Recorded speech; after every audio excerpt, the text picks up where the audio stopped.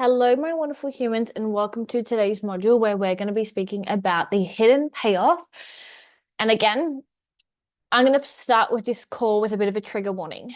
Now, what I mean by that is if you are in a position where your symptoms with food are like really triggering and really annoying, and you feel um, discouraged, you feel like angry and you're just like really emotionally charged around whatever you're experiencing when it comes to food, I probably suggest not actually watching this call. And the reason being is like this is a pretty hard call to have. It's a hard call for me to film. It's not a comfortable conversation that I like having, but it is a conversation that needs to be brought into the Functional Nutrition Project, and I'll tell you why. The reason being is I said to you guys, I want to teach you guys how to be your practitioner, and I want to teach you guys to be smarter than most coaches out there, which means that you guys need to understand a couple of different elements when it comes to human psychology, the way humans work, et cetera, et cetera, et cetera. Now, a huge part to somebody's suffering is exploring the parts of them that benefit from the suffering and the cycles. So if you're in a place where you're neutral, calm, grounded, explorative, and not super emotionally charged, I'm sure you're going to enjoy this call and you're going to love this call. And this call is maybe going to open you up to something that you haven't heard before and something that a lot of fitness coaches won't ever say to you. And if you are dysregulated, that's so fine. Just skip this call and just move on. But do come back to it. I do think it is a powerful call, but it is just something that is really hard to hear in different stages of your journey, especially if you're in the thick of it. It's not a nice conversation to have. And like I said, it's not a nice conversation for me to film. This is my second time filming it. I was just editing the call and I was like, oh, okay, cool. I'm going to say that again. I'm going to do that again because I want to make sure I say it and I say it right and I say it clearly and I say it in a way that people can absorb. Okay. So today's call isn't going to be about food. It isn't going to be about your gut, your hormones, your fatigue. It's going to be about the part of you that could potentially be benefiting from the very thing that you say you want to change. And if we zoom out and we ask ourselves some really beautiful, brutal and beautiful questions, a question that I always ask myself with, does that make sense? Is what is my pain protecting me from? If I, Deirdre, could continue to do this cycle, what don't I have to do? What don't I have to face? What conversations don't I have to have? Because most women don't stay stuck because they're lazy or unmotivated or broken. It's actually because on some level, it's safer to stay stuck. It's not better, it's not healthier, it's just very familiar. And this is unfortunately in a very, very bad cycle that I see way too many clients get stuck in. I had a client, and this makes me so sad to even think about. We worked together, she lost 20 kilos. She completely changed her life. Because she lost 20 kilos and her partner got very threatened by that, and there was deeper issues that needed to be addressed within the relationship. Instead of her addressing the relationship and addressing the deeper issues, she just went back to gaining all the weight. She stopped hiring me as a coach. She made me the problem and she put all the weight back on. I've had clients who they do all these amazing things and then they put all the weight back on. They go back to the old ways because friends bully them, family members bully them. And again, it's like we all want to feel happy and healthy, and we all want to get rid of our chronic fatigue and heal and change and evolve. But we don't understand that healing, changing, evolving comes at the cost of some of the things you might love, connecting to your mom, connecting to your partner. And it's a tough one because I've been in this position multiple times. I remember when I was in the thick of my PTSD, and I was 15 kilos heavier, and I had chronic fatigue, and I had no period, and I was depressed and anxious and binge spending and binge eating, and I was miserable and I was burnt out and all the things. I've never felt more loved and looked after by my parents. I've never felt more cared for from my family members. They always checked in on me. They loved me. They cared for me. And the moment that I started growing and evolving and maturing and didn't need them was the moment things got quiet, comments were made. And it's like the version of me that the worst version of me got more love than this version of me, the best version of me, the version of me that's healthy, that's happy, that's got a regulated nervous system, that's wealthy, that's creating generational wealth. It's like that version of me got more love. And I can see from a coach's perspective, right? And when I want you guys to think like that practitioner, not a patient, you can see why people stay stuck. Like you can see it. It makes sense. Like why would you grow when it comes at the cost of some of the things that you love the most, your parents caring about you, bonding with your mom? It's hard.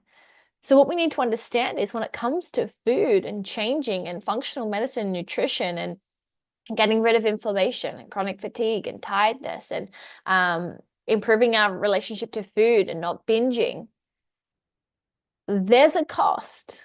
And it's not anything other than friendships and relationships and connection and significance and safety. When you start packing your lunches, all of a sudden you're that weird one in the office. You stop getting invited to things. People judge you. They make comments. You feel left out. You feel abandoned. You feel behind. You feel like you're missing out. So what do you start doing? I get it. I fully get it. I've been there 1,000 times. I do this, I do this experiment where I'll post something on my Instagram of me struggling.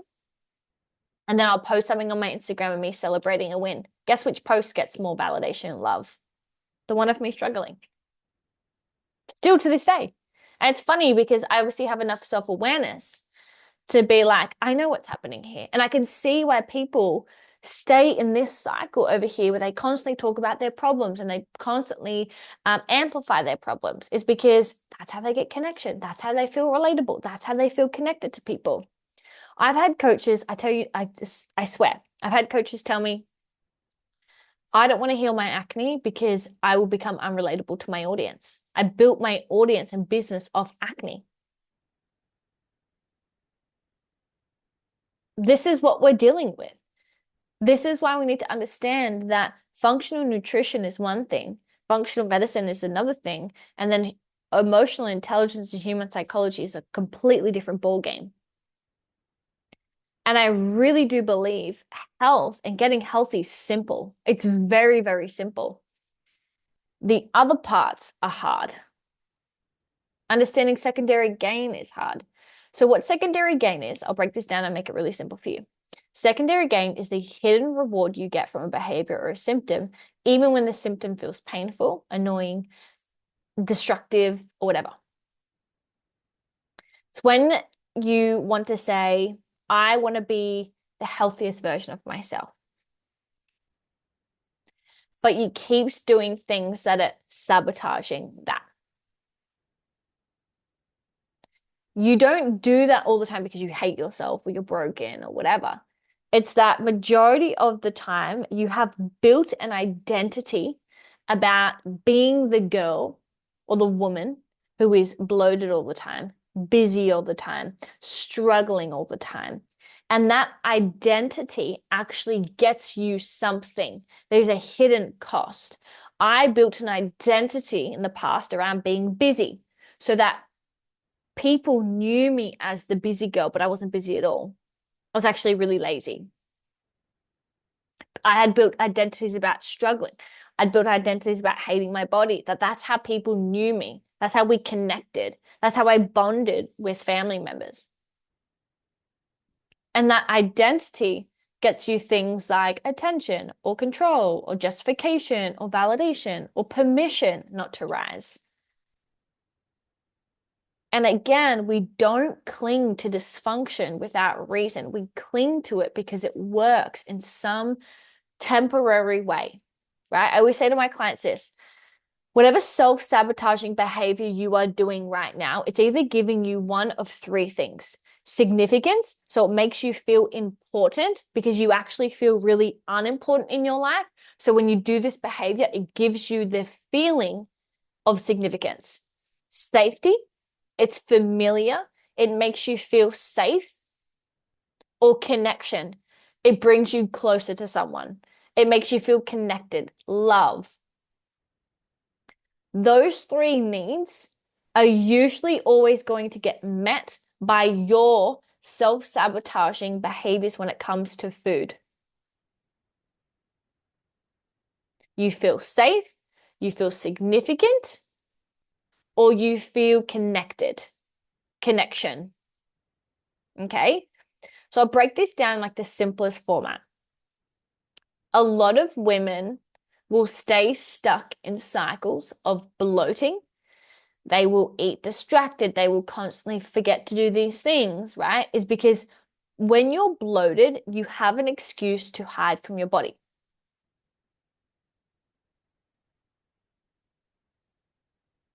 When you're bloated, you get to opt out of things. Intimacy, mirrors, the gym, whatever it is. I want you to contemplate this. My bloating protects me from insert. I'm committed to staying bloated because it allows me to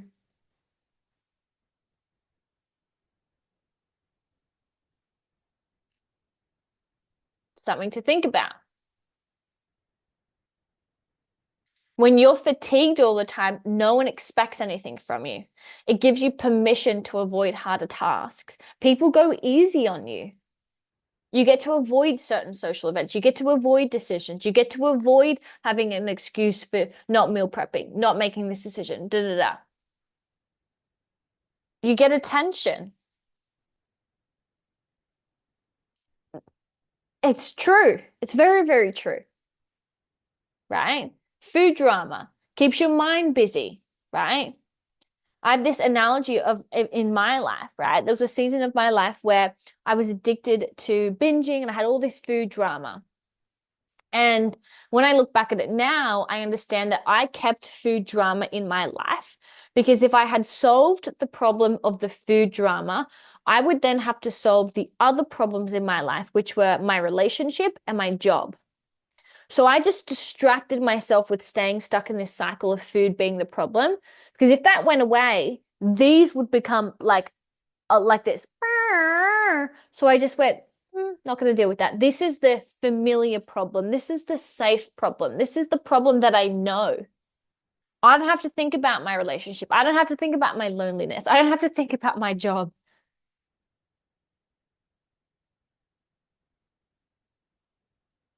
And I want you to think of it this way. No one is going to call you out. No one is. I'm not. I'm not. You know the truth. Think about this. I refuse to solve my food issues because it allows me to, I get to get away with, it protects me from confronting.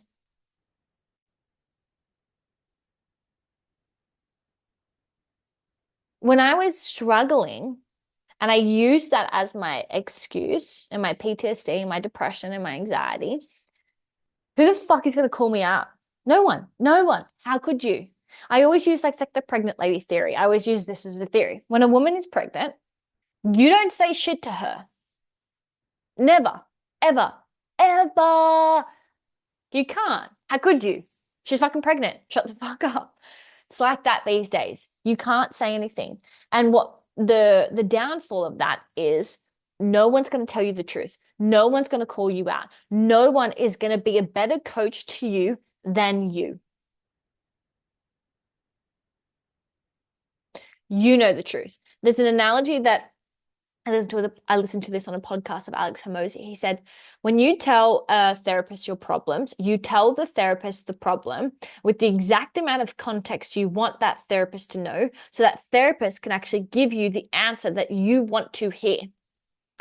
When you become your own therapist, you know all the context, you know every situation, and you can't hide from yourself if you have enough emotional intelligence and maturity. If you're delusional to yourself, you can convince yourself of anything. That's a different story. I think it's so important that we become our coaches, our own coaches, because at the end of the day, when it comes to things like this conversation about the hidden payoff, no one's going to ask you these questions. No one's going to ask you the question of what do you get to avoid by staying bloated, tired, addicted, inflamed? What do you get to receive? What part of you benefits from being the girl who's always got a problem to fix? What would you have to face if you were actually well fed, regulated, energized? We all say that we want peace, but peace is actually really quiet. And sometimes quiet feels really terrifying. Or what skills would you have to build if you were to become the woman that's well fed, regulated, and energized?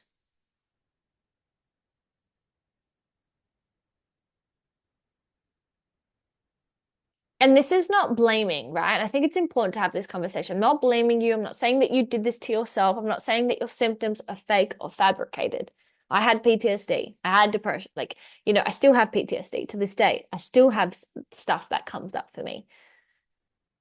It's sometimes about challenging ourselves to say, we choose not to heal because healing would mean letting go of what's familiar.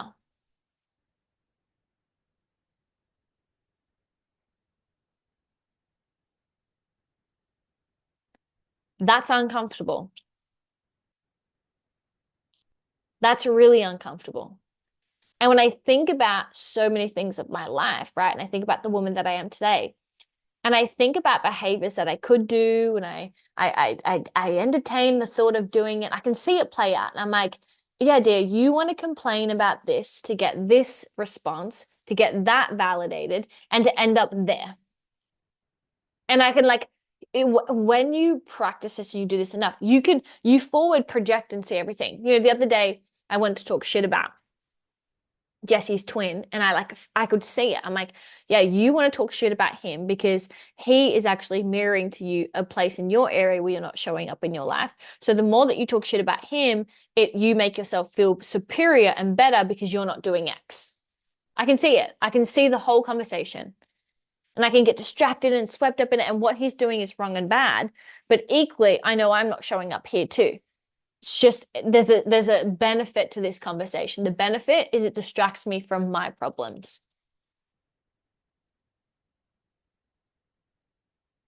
And if you have this level of intelligence, things aren't fun anymore because talking shit's great. It feels great, doesn't it? But you're like, oh, I can see that I only want to talk shit because I actually feel really insecure right now. And I feel really insecure right now because I've not been prioritizing the thing that I know I need to prioritize. And I keep doing shit that's fucking keeping me busy. So yeah, it makes sense. And it's like, bow, bow, bow, bow.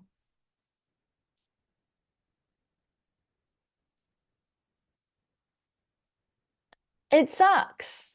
And I know. And it's like, I think like this conversation, it's hard to have. It is really hard to have.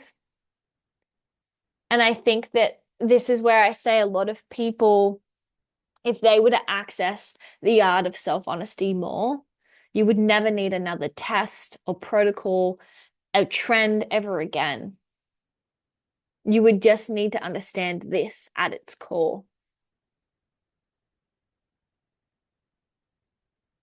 When I think about all the times in my life where I've been so stuck and I've been so confused, I'm like, there's always been a benefit to it. Protects me from not having to learn this skill, feel this dumb, do this thing. I feel confident over here. Why would I want to do this thing over here? It makes sense. I see this happen in business owners. I see it everywhere, right? I've been doing this for 9 years and this thing isn't going anywhere. We benefit from our problems to a certain degree. I benefited from being broke.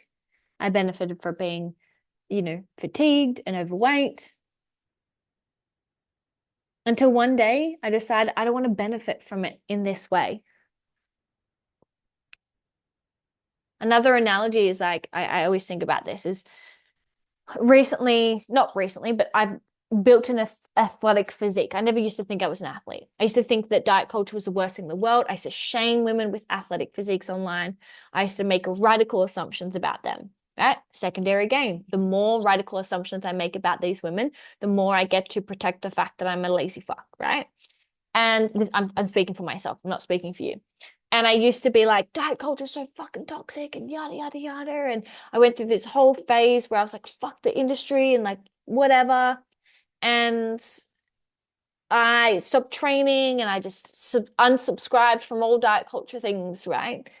And I'm like, yeah, of course, because the more that I hate this over here, I benefit from staying stuck, right? And I make that the problem when I'm the problem. And like I said, recently I've built a very athletic physique. I want to look athletic. I want you to look at me and be like, wow, this chick is a fucking machine. And the only reason I got there was because of women online that I admired, right? And if I just explored the trigger more, I wouldn't have wasted so much of my time and I wouldn't have made diet culture the villain. Would have been able to explore it, right? And I think that this is the conversations we need to have when it comes to nutrition. It's like I always say the analogy of do 30 days sugar free and just try it. And people get offended by that. People are like, sugar isn't bad for you. Yeah, I'm like, I never said go sugar free for the rest of your life. I said try it for 30 days. And the fact that it's pissed you off so much tells me that there's a problem here. So I'm going a bit off track now. Now I'm fucking yada yada yada yada yada. But I hope this call really helped. I hope this call gave you a bit of something to think about. And yeah, do the journal questions down below and I'll talk to you guys really soon. Bye, guys.